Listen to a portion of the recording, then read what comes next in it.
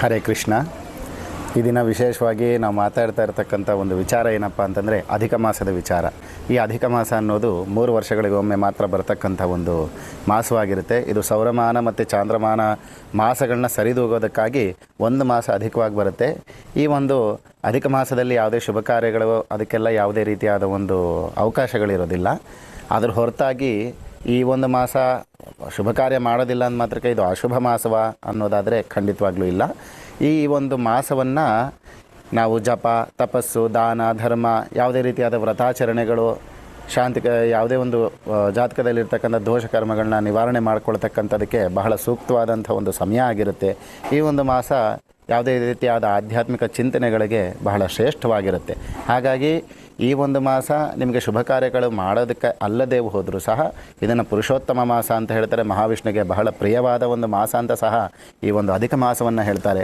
ಹಾಗಾಗಿ ಪ್ರತಿಯೊಂದು ಮಾಸಗಳಲ್ಲೂ ನಾವು ಒಂದಲ್ಲ ಒಂದು ರೀತಿಯಾದ ಶುಭ ಕಾರ್ಯಗಳನ್ನ, ಯಾವುದೇ ರೀತಿಯಾದ ಕೈಂಕರ್ಯಗಳನ್ನ, ನಮ್ಮೆಲ್ಲ ಬೇರೆ ಕೆಲಸ ಕಾರ್ಯಗಳಲ್ಲಿ ತೊಡಗಿರ್ತೀವಿ. ಆದರೆ ಮುಖ್ಯವಾಗಿ ಆಧ್ಯಾತ್ಮಿಕ ಚಿಂತನೆಗಾಗಿ, ಭಗವಂತನ ಒಂದು ಸ್ಮರಣೆಗೆ, ಅದಕ್ಕಾಗಿ ಒಂದು ಯೋಗ್ಯವಾದ ಒಂದು ಸಮಯ ಬೇಕಾಗಿರುತ್ತೆ. ಈ ಒಂದು ಸಮಯದಲ್ಲಿ ಇವೆಲ್ಲ ಏನೇ ಮಾಡಿದ್ರೂ ಸಹ ಈ ಒಂದು ಆಧ್ಯಾತ್ಮಿಕ ಚಿಂತನೆಗಳಿಗೆ ಬಹಳ ಉತ್ತಮವಾದ ಒಂದು ಸಮಯ ಆಗಿರುತ್ತೆ. ಹಾಗಾಗಿ ಈ ಒಂದು ಸಮಯದಲ್ಲಿ ಯಾವುದೇ ರೀತಿಯಾದ ದಾನ ಧರ್ಮಗಳನ್ನ ಮಾಡಿದ್ರೆ ಬಹಳ ಶ್ರೇಷ್ಠವಾಗಿರುತ್ತೆ.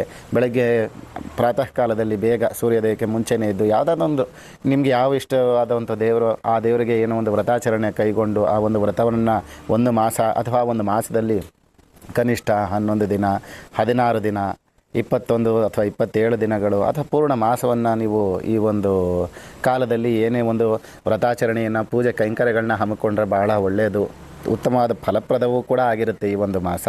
ಹಾಗಾಗಿ ಎಲ್ಲರೂ ಸಹ ಈ ಒಂದು ಮಾಸದಲ್ಲಿ ಬಹಳ ಆಧ್ಯಾತ್ಮಿಕ ಚಿಂತನೆಯನ್ನು ಮಾಡಿ ಈ ಒಂದು ಮಾಸವನ್ನು ದಯವಿಟ್ಟು ವ್ಯರ್ಥ ಮಾಡಬೇಡಿ. 1 ತಿಂಗಳ ಕಾಲ ಇದು ಬರ್ತಕ್ಕಂಥದ್ದೇ ಬಹಳ ಉತ್ತಮವಾದ ಒಂದು ಕಾಲ. ಹಾಗಾಗಿ ಎಲ್ಲರೂ ಸಹ ದಯವಿಟ್ಟು ಈ ಒಂದು ಅಧಿಕ ಮಾಸವನ್ನು ಸದುಪಯೋಗ ಪಡಿಸ್ಕೊಳ್ಳಿ ಅಂತ ಹೇಳಿ ಈ ಒಂದು ವಿಚಾರವನ್ನು ಹೇಳಲಿಕ್ಕೆ ಅಂತ ಈ ಒಂದು ವಿಡಿಯೋನ ಮಾಡಿರ್ತಕ್ಕಂಥದ್ದು.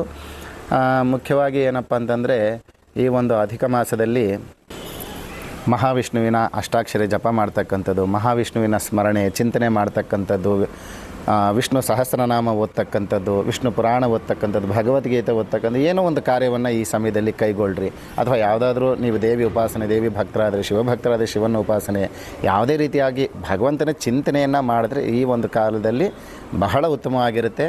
ದಯವಿಟ್ಟು ಎಲ್ಲರೂ ಸಹ ಈ ಒಂದು ಮಾಸದಲ್ಲಿ ವ್ಯರ್ಥ ಮಾಡದೆ ಭಗವಂತನ ಚಿಂತನೆಗಳಿಗೆ ಆದಷ್ಟು ಅವಕಾಶವನ್ನು ಕೊಟ್ಟು ಈ ಒಂದು ಮಾಸವನ್ನು ಸದುಪಯೋಗ ಪಡಿಸ್ಕೊಳ್ಳಿ.